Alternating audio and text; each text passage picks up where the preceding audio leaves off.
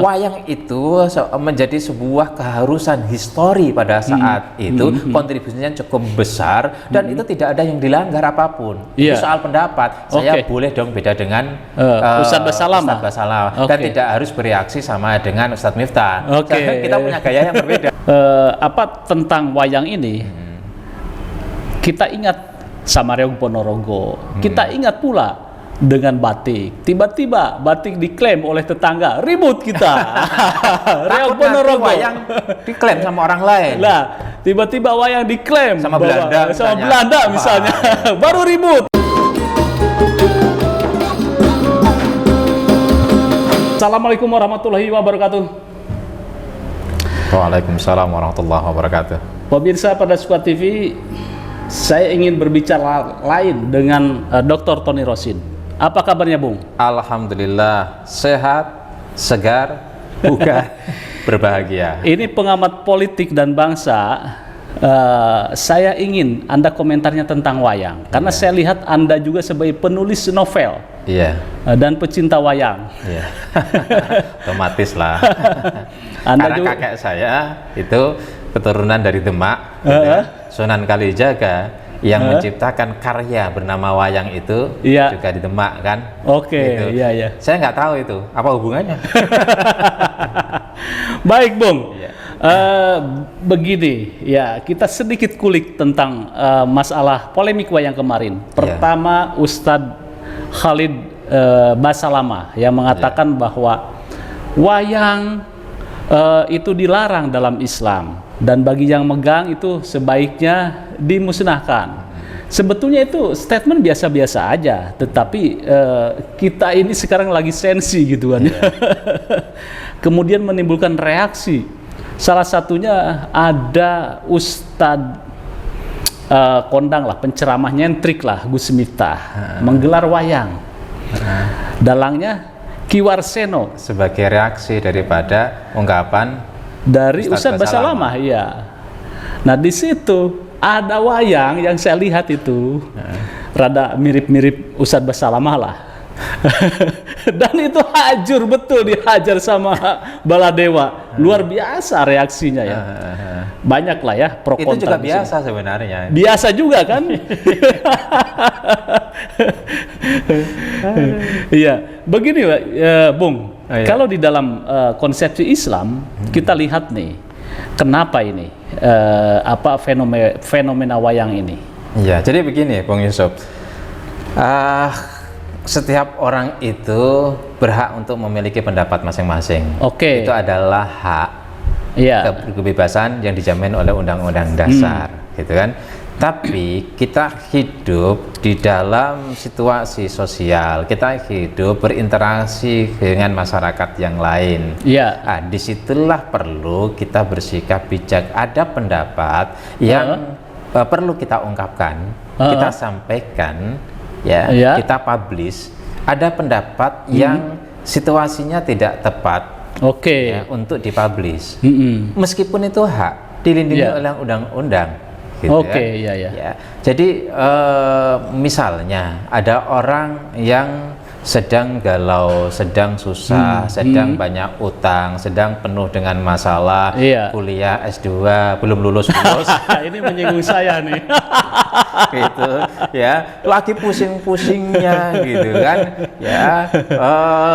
Kemudian ditanya sama istrinya kapan lulusnya, padahal itu seperti ada gunung yang jatuh. Itu pengalaman banyak kawan, termasuk dulu pernah saya punya pengalaman ketika sebelum lulus S3 gitu, ketika istri nanya disertasi nggak digarap gitu kan, itu kayak ada gunung meledak gitu di depan saya itu loh. Sampai beberapa kali akhirnya saya tegur istri saya, jangan bicara disertasi di depan saya. Situasinya nggak apa. Istri benar, tanggung jawab istrilah mendorong suami untuk segera lulus, selesai disertasinya, jadi dokter, sehingga giliran anak-anak kita kemudian ke depan jadi dokter. Jangan orang tuanya nggak dokter-dokter, nanti anaknya gimana. Dulu saya pernah mengalami seperti itu, ketika sudah lulus bebas lah gitu kan. Artinya itu tidak semua pendapat, lepas benar atau salah gitu kan, itu tepat untuk diungkapkan, meskipun itu hak Ya. dan dilindungi oleh undang-undang. Oh, ya. Dalam konteks wayang ini, ya, wayang ini kan sudah diterima oleh masyarakat bagian daripada kehidupan yang berhasil, ya. Ya, dalam konteks ini wayang memiliki kontribusi cukup signifikan untuk Islamisasi di Indonesia. Oke, konteksnya dulu ya, Iya. konteks budaya dulu Konteks ya budaya gitu. dulu. Asimilasi budaya Bisa ya. bayangkan kalau nggak ada wayang, belum tentu Islam mayoritas di negara ini. Oke. Ini asbabul wurud. Ya, ya istilah asbabul wurud jangan diprotes juga. Asbabul kan hadis, asbabun nuzul kan Quran. Ini kira-kira latar belakang lah ya. seperti itu. Indonesia ini memiliki budaya yang dulu didominasi oleh Hindu dan Buddha, ya, agama yang dulunya lebih tua daripada sebelum Islam lah ya. Sebelum Islam datang. Ya. Ketika Islam datang, ada budaya yang sudah demikian melekat, sejiwa. Meminjam istilahnya ketua PBNU, iya, sejiwa. PDIP ini sudah satu jiwa dengan masyarakat Indonesia pada saat itu, dengan masyarakat Nusantara lebih tepatnya. Ya, kemudian datang sesuatu yang baru, gimana bisa masuk, bagaimana bisa diterima, mau tidak mau harus ada asimilasi. Muncullah kreativitas seorang Sunan Kalijaga membuat wayang. Dari wayang itulah kemudian ada kalimat soto, itu kan kalimat syahadat. Kalimat syahadat, Disitulah ada akulturasi budaya. Ya, sepanjang sejarah hidup manusia akan terjadi akulturasi budaya, di mana budaya yang lama gitu kan akan dikawinkan dengan budaya yang baru. Ada yang kemudian tersisih sedikit, ada yang kemudian terakomodir. Itulah perkawinan budaya. Disinilah teori dialektika. Kalau kita pernah mengenal, kalau orang filsafat, karena saya latar belakang filsafat, itu teori dialektikanya Hegel. Hegel, ada istilah Aufheben. Tapi di NU itu ada. Apa itu? Al-muhafadzatu alal qadim as-shalih wal akhdhu bil jadid al-aslah. Ini dialektika ini. Dialektika artinya apa? Harus kreatif dan berinovasi, melahirkan sesuatu yang baru, baik di tingkat gagasan sampai kemudian di tingkat praktis. Dan ini kemudian terjadi sebuah asimilasi tanpa harus meninggalkan kearifan lokal, meninggalkan warisan budaya yang tentu saja yang disebut oleh Imam Syafi'i al-adah al-hasanah. Wah, pesantrennya keluar. Al-adah al-hasanah. NU-nya keluar nih. Ya, NU-nya keluar. Jadi tradisi yang baik, ya, tradisi yang baik. Kalau kemudian kita bicara tentang substansi, bagaimana pendapat saya terkait dengan wayang?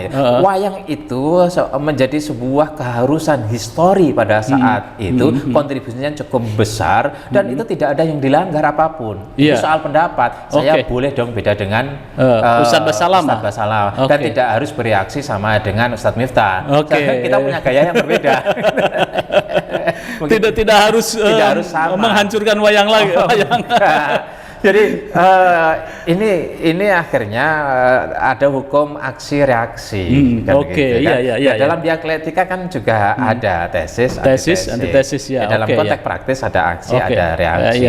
Tapi bagaimana aksi reaksi ini ditanggapi secara biasa sajalah. Apa yang dilakukan oleh Ustadz Basalamah, karena waktunya lagi pada sensitif, ya itu pendapat sah, tetapi tidak bijak, tidak pas, tidak cocok. Menurut saya kurang tepat kalau itu diungkapkan. Itu mestinya menjadi sebuah pendapat yang tidak. Contoh misalnya, kalau ada orang Muhammadiyah punya pendapat di tengah orang NU, kunut laku-laku bilang, kunut itu hadisnya dhaif, kan ngawur. Begitu juga orang NU itu subuh ikut sholat, terus kemudian semua Muhammadiyah dia mestinya pakai kunut, imamnya nggak pakai kunut. Habis sholat dia bilang nggak afdol, nggak sempurna sholat subuh tanpa kunut, kan nggak pas. Ini pendapat mungkin menurut dia benar masing-masing, tetapi nggak tepat, nggak cocok dan nggak bijak. Disinilah perlu ada kematangan sosial, kematangan dalam interaksi sosial, komunikasi sosial. Islam karena datang itu memang budaya itu sudah ada gitu kan. Tidak mungkin untuk menghancurkan atau melebur semua budaya yang sudah Islam masuk itu datang, yang sudah eksis. Datang tidak di bumi yang kosong. Tapi setuju bumi saya. yang ada manusianya, yang punya sudah karakter ratusan, ribuan bahkan jutaan tahun Dan mereka itu atas interaksi sesama melahirkan sebuah komunitas, dan komunitas ada interaksi, ya. Karena kebutuhan mereka kumpul jadi sebuah komunitas. Komunitas ini ada interaksi ini kemudian lambat laun melahirkan sebuah budaya. Islam lahir pada masyarakat yang berbudaya, bukan Islam lahir pada masyarakat yang baru lahir. Tapi sudah lama. Karena itu Islam harus kemudian beradaptasi terhadap budaya yang ada, bukan kemudian Islam menundukkan diri. Tidak, ini salah. Ya, Islam itu beradaptasi mana yang tepat untuk proses, untuk sebuah asimilasi yang sehingga nilai-nilai substansial dan nilai-nilai prinsip Islam itu tidak hilang, tetapi dakwah Islam masuk dan memberikan pengaruh. Jangan karena berpikir terlalu normatif terus kemudian kaku, hitam putih, ya, mutlak-mutlakan, gitu ya, yang kemudian terjadi ditolak. Proses dakwah ada namanya fikhu dakwah, itu kan. Ada namanya juga strategi dakwah. Fikhu dakwah itu ada hukum-hukum bagaimana proses dakwah itu, mana yang boleh, mana yang enggak, mana yang memungkinkan. Maka ada istilah lagi-lagi orang NU, gitu kan. Jadi ada istilah begini. Jadi malam yudrak kulluh, lam yudrak kulluh. Kalau nggak dapat semuanya, jangan ditinggalkan semuanya. Ini orang masuk Islam, tapi tidak bisa meninggalkan minuman. Ya sudah, nggak apa-apa, proses. Ini orang Islam masih belum bisa mau sholat lima waktu. Ya nggak apa-apa, masuk Islam dulu. Kira-kira seperti itu. Islam, bisa sholat cuma sekali-sekali Jumatan aja, nggak apa-apa. Perlu proses. Jadi hidup ini tidak langsung turun jadi. Semua berproses. Dan wayang ini adalah bagian daripada sebuah proses, dan kenyataannya proses ini sukses.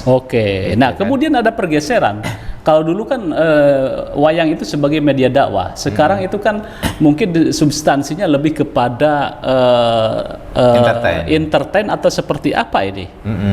Anda melihat?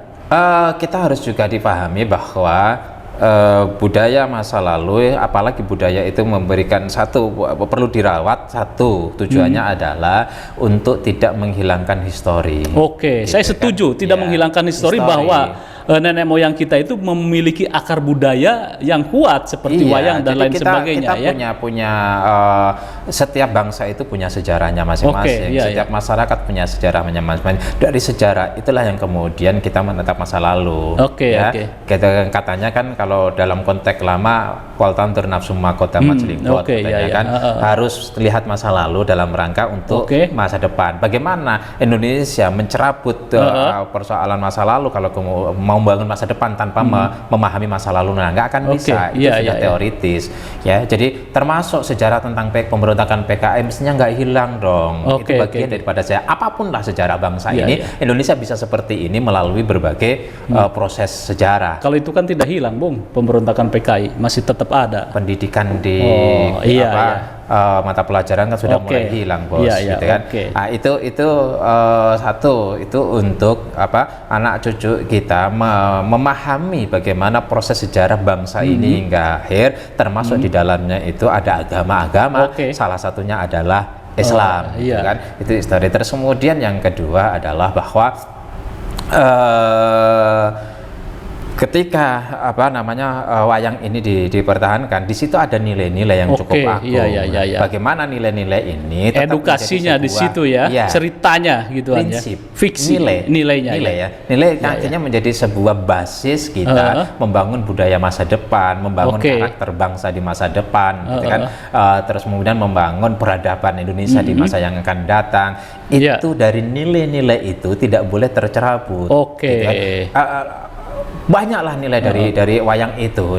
Kalau ahli wayang itu ngeliatin, kenapa mereka tidak pernah bosan? Karena nilai filosofinya kuat, filosofinya di situ ya. Mulai dari karakter satu dengan karakter yang lain. Itu ada Warkudoro, terus kemudian muncul lagi ada kemudian semua. Ada Semar, ada Bagong, ada Petro. Petro itu kan konon katanya berasal dari kata bahasa Arab fatruk, tinggalkan, gitu kan. Itu bisa dijelaskan secara detail ya. Mungkin orang seperti MH Ainun Najib dan yang siapa itu dewa-dewa itu Sujiwo Tejo.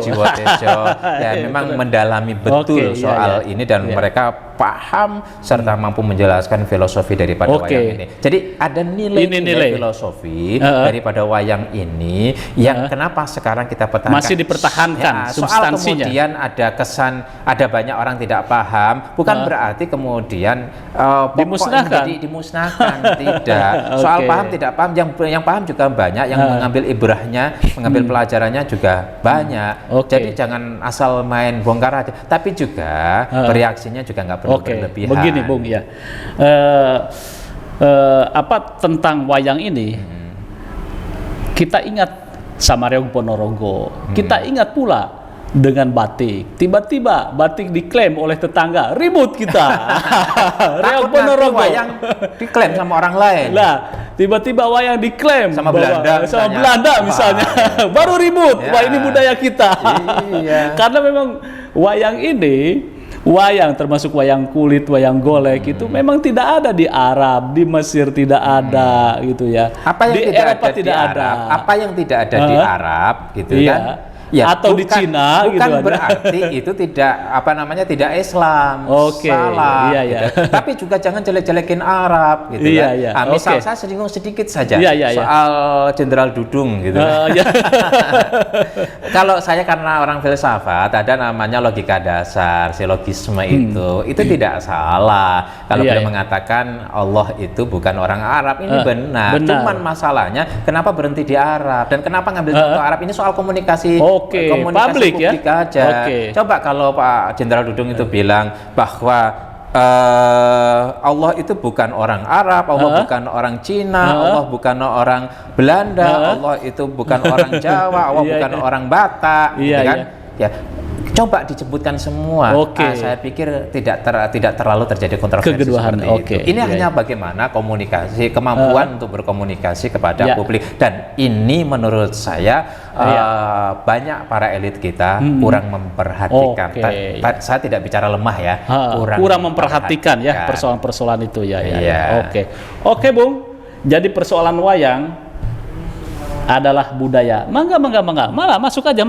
Nah, masuk aja. Oh, ternyata hidangan kita sudah datang, Bung. Ini hari Kamis, buka puasa aja. Ya, buka puasa.